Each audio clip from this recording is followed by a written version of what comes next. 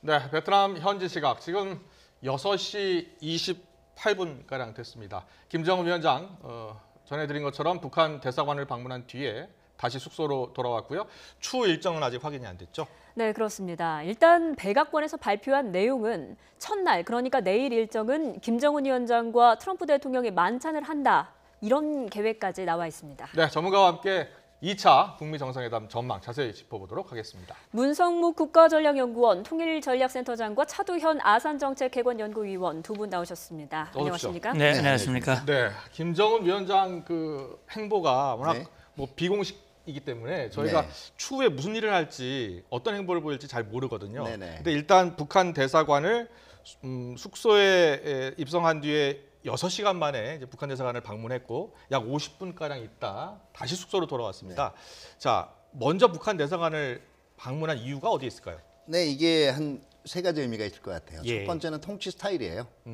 김정은 위원장 들어서 굉장히 이제 인민들에 대해서 일반 인민들에 대해서 격려라든가 고무를 많이 하는 이제 이미지들을 네. 다시 말해 자유로운 지도자상이죠. 이걸 부각을 하려고 노력을 했고요. 이게 1차에 작년에 싱가포르에서도 그대로 이제 나왔었거든요. 아. 그렇기 때문에 한번 이 대사관 격려 차원 방문이라는 게 상당히 의미가 있고 네. 두 번째는 이 66시간이가 상당히 굉장한 일정이에요. 66시간 열차 타고 온다라는 게요. 예. 그렇죠. 그러면 거기서 보통 사람들이 가서 그냥 호텔방에 완전히 이제 누워서 휴식만 취하는 것보다 이거 얼마나 정력적으로 보이지겠어요. 네.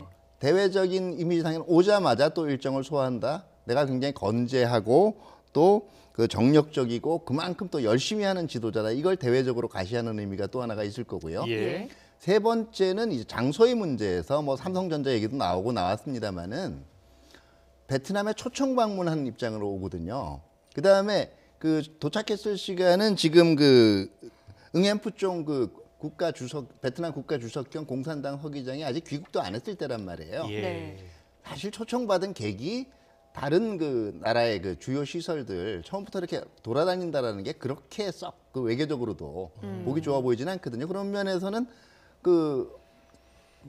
아주 편하게 호텔 근처에 마침 있는 자기 쪽 시설을 방문을 한다라는 게 가장 부담 없는 선택이 아닐까 생각이 되고요. 네. 네. 그런 면에서 베트남 대사관 방문을 한 게 아닌가 생각이 됩니다. 네, 지금은 베트남 주석도 온 상태고 그럼 아까운 시간이란 말이죠. 그럼 여기에서 북한 대사관 방문 말고도 플러스 알파 또 다른 일정이 있을 것이다라는 추측도 나오는데 여기에 대해서는 어떻게 보십니까? 네, 그렇죠. 지금 김정은 위원장의 전체적인 행보, 특히 평양을 떠나서 하노이로 어떤 방법으로 올 것인가부터 시작해서 예. 모든 것들이 예상을 빗나가고 있어요. 그러니까 열차를 이용해서 66시간의 강행군을 했고요. 그리고 일각에서는 동당역에 도착한 후에 하노이까지 170km 이동하는 동안 뭐 북한군 묘지도 있고 또 베트남의 중요한 산업시설이나 이런 것들이 있기 때문에 중간에 들릴 수 있지 않겠냐라는 그런 예측들을 다 빗나가게 만들었거든요. 네. 말씀하신 대로 이제 첫 일정으로 베트남 대사관을 방문을 했는데 이 베트남 대사관은 아마 그동안 앞서 보도에도 나왔습니다만 상당히 어려움을 겪었고 특히 이번 김정은 위원장의 초청 방문이 이루어지는 과정에서 아마 많은 수고를 했을 거예요. 네. 그런 차원에서 우리 차 박사님 말씀대로 격려하는 그런 이제 만남이 됐을 텐데 결국 지금 현지 시간 한 6시 좀 넘었으니까요. 네. 그러니까 6시 한 반쯤 됐으니까 이것으로 오늘 일정이 끝났다고 볼 수는 없거든요.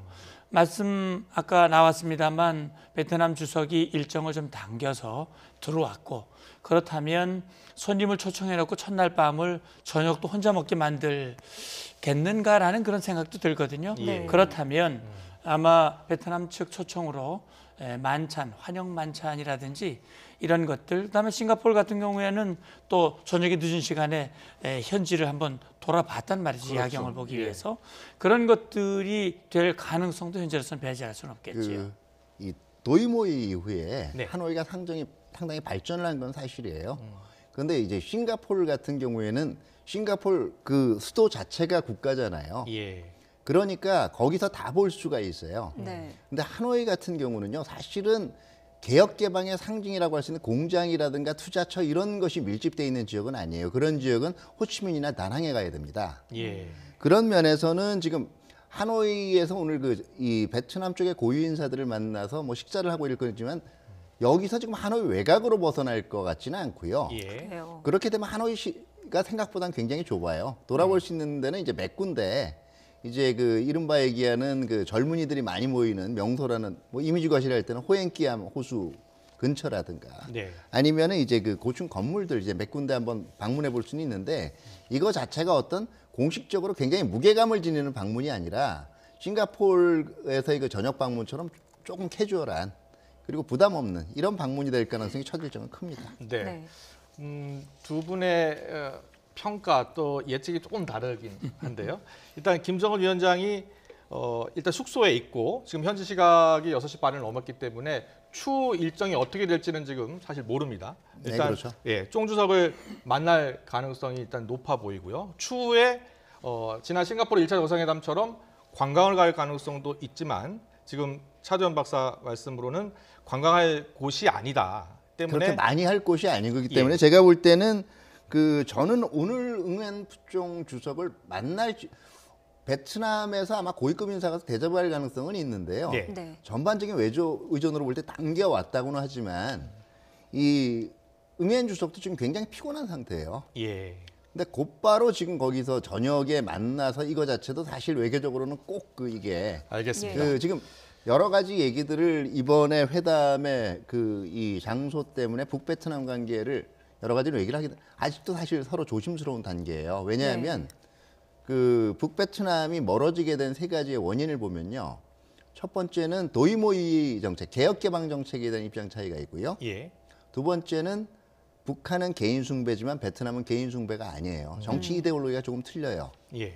세 번째는 같은 인도 차이나 반도에 있는 캄보디아하고의 관계에 대한 미묘한 특히 김일성 과거의 주석이 캄보디아의 노르돔 시아누크 공화국은 개인적으로 굉장히 큰 친분이 있었고 예. 캄보디아 베트남 간에는 갈등이 좀 있었거든요. 네. 이런 것들이 완전히 앙금이 풀린 단계는 아니에요. 그렇기 때문에 지금 마치 격의 없이 그렇게 해외를 나갔다 들어와도 방금 만나자 이렇게 글쎄요. 저는 조금 조심스러울 것 알겠습니다. 같아요. 네, 오늘 어디를 향하느냐 이 부분은 두 분이 해석이 약간은 다른 것 같은데 그럼 굳이 오늘이 아니더라도 이 일정 전체 중에 베트남 유명한 관광지죠 하롱베이 뿐만 아니라 삼성전자 공장이라든지 특히 또 사망 50주년을 맞는 호찌민 묘를 방문할 수도 있지 않을까 이런 전망이 계속해서 나오고 있거든요. 그럼요. 근데 이제 보면 우리가 주목해 볼 것은 말씀하신 대로 베트남과 북한은 같은 사회주의 공산 체제를 유지하면서도 서로 다른 부분들이 많고 예. 또 한때 굉장히 좋은 관계를 유지했지만 냉랭한 관계도 유지했고 특히 최근에 보면 김정은의 이복 형인 김정남이 독살될 때 베트남 여성을 이용을 했거든요. 그런 것들이 베트남과 북한과의 관계를 굉장히 껄끄럽게 만들고 있고 특히 북한의 핵실험, 핵개발에 대한 유엔의 제재에 베트남도 적극 동참하고 미국과 함께 그런 것들이 이제 불편함이 있고 이번 기회를 통해서 베트남도 북한과의 관계를 좀 회복을 하고 그런 차원에서 이번 행사를 유치를 했고 역시 이제 공식 초청, 국빈 방문은 아니지만 초청을 했거든요. 그래서 북한 노동신문 보도를 보면 김정은 위원장이 나가는 거에 대해서 첫 번째는 트럼프 대통령과의 회담, 그다음에 베트남 공식 친선 방문으로 돼 있어요. 그런 거를 봤을 때는 먼저 트럼프 대통령과의 만남에 무게를 두고 이후에 3월 2일까지 일정이 있으니까 지금 질문하신 대로 남은 하롱베이라든지 관광시설이나 산업, 삼성 공장을 갈 가능성에 대해서는 현재로서는 가능성이 높기보다는 좀 낮다고 보는데 하노이 선언에 어떤 내용이 어떤 수준을 남기느냐가 좀 변수가 될 것 같습니다. 그러니까 이렇게 생각하시면 돼요. 지금 가령 이제 우리가 어느 나라와의 관계를 회복해 나갈 때요. 이게 자기와의 관계가 선이냐 후냐. 북한도 외교 기법은 거의 비슷해요. 생각하는 게. 예. 오늘 후다닥 다 만나고 내일 정상회담 내일 모레 정상회담하고 그런 다음에 가고 나면은요. 사실은 초청 방문이라는 의미가 없는 거예요. 그래서 지금 나오는 얘기가 베트남 체류 일정이 조금 더 길어지거든요. 그러면 마치 정상회담만을 하러 온 것처럼 시간에 쫓겨가지고 후다닥 일정을 소화하는 것보다는 베트남에서의 일정은 조금 여유 있게 그다음에 베트남의 주요 인사들과 만나고 예의를 표명할 곳, 가령 이제 호치민 주석국 같은 곳은 시간적 여유를 두면서 가는 것이 훨씬 더 북한 입장에서도 베트남과의 관계를 앞으로 개선시켜 나가는데 또 돈독히 해나가는데 도움이 될 거예요. 네. 그렇게 네. 보시면 될 겁니다. 트럼프 대통령이 이제 잠시 뒤에 이제 하노이에 도착을 하면 이제 내일부터 공식 일정에 그렇죠. 들어가잖아요. 이제 제일 중요한 것은 사실 북미가 이번에 실질적인 비핵화에 합의를 하느냐 여부입니다. 우리 문 센터장께서는 어떻게 보십니까? 2차 북미 정상회담 일단 분위기는 좋은 것 같은데. 네, 분위기는 뭐 트럼프 대통령도 이미 얘기를 했죠. 이번에 아주 멋진 만남이 될 것이고 중요한 만남이다. 근데 그런 얘기를 하면서 상반된 또 표현도 했어요. 예. 서두르지 않겠다. 네. 뭐 그리고 핵실험이나 미사일 발사만 없어도 나는 행복하다. 그 대신 제재는 풀리지 않는다. 또 이런 얘기를 했거든요. 그래서 트럼프 대통령의 표현만 가지면 그 말만 가지고는 이번 회담이 정말 실질적인 비핵화의 합의가 도출될지 거기서 말하는 실질적인 비핵화라고 하는 함의는 다시 말하면 김정은 위원장이 말했듯이 본인이 비핵화의 진정성을 행동으로 보여줄 수 있는 이를테면 로드맵 얘기가 많이 나오지 않습니까? 네. 언제까지 검증 가능한 수준으로 핵을 완전히 폐기하겠다. 네. 그것과 함께 미국과 수교를 하고 평화협정을 체결한다. 이것이 통 크게 일정과 함께 합의가 된다면 네. 그건 통 큰 로드맵 합의라고 볼 수 있는데 네. 네. 지금 나와 있는 전반적인 상황을 보면 그렇게 합의될 가능성은 매우 적다는 생각이 들고요. 지금 보면 한 발짝 진전된 6.12에 비해서는 한 발짝 진전되고 6.12보다는 조금 더 구체화된 그런 내용의 하노이 선언이 나올 가능성이 현재로서는 좀 더 많다라는 생각이 듭니다. 차 박사님은 네. 어떻습니까? 이 북미 정상이 일단 만난다는 것 자체가 어느 정도는 합의를 봤기 때문에 만나는 거 아니겠습니까? 합의를 봤기 때문에 만나는 것도 있고요. 예. 두 번째는 이제 이런 의미가 있어요. 그 1차 싱가포르 미국 정상회담 이후에도요. 사실은 상황이 2017년 11월 이전으로 돌아갈 수 있는 네. 네. 다시 말해서 항상 한반도에 주기적으로 위기가 도래하고 미국의 그 대북 그 강경 옵션이 나올 수 있는 가능성은 여전히 남아 있었거든요. 오히려 2차 정상회담은 어떤 합의든 간에 그렇게 돌아갈 일은 없다. 네. 대화를 통한 문제 해결은 계속 된다라는 또 한 번의 상징성도 괜찮다라고 양측의 정상이 생각했기 때문에 만남 자체가 성사된 거고 네. 일부에서 나오는 것처럼 이번에야말로 뭐가 저도 그 가능성은 그렇게 쉽지가 않다라고 봐요. 왜냐하면 양자 간에 지금 의제를 확인했다고 하면 그 의제가요. 이미 10여 년 전부터 나온 의제들이에요. 그거를 네. 다 꺼내놓고 확인한 거거든요.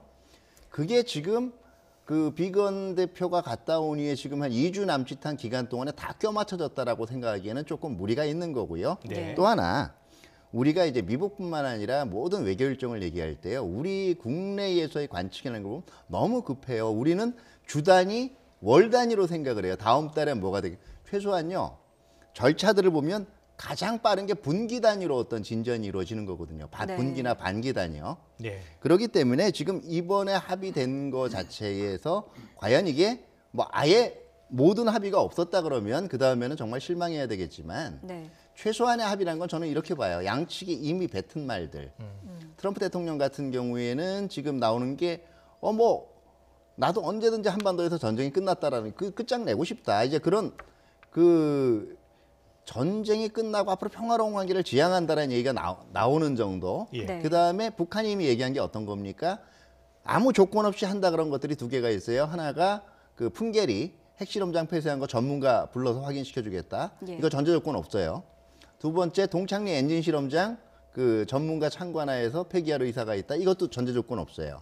이 두 개가 나오는 선 위에다가 이제 영변이 일부가 나오게 되고 그런 다음에 거기에 상응해서 트럼프 대통령이 뭐 미국 관계 개선 조치는 연락사무소 조치 이게 아마 최소 한도가 될 것 같고요. 네.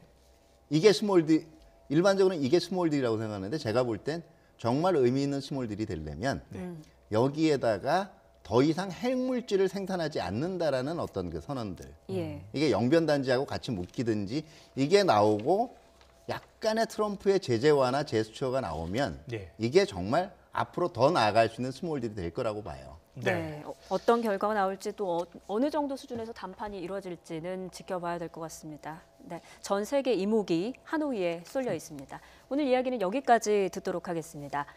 지금까지 문성묵 국가전략연구원 통일전략센터장 그리고 차두현 아산정책 개건연구위원 두 분이었습니다. 고맙습니다. 네, 감사합니다. 감사합니다.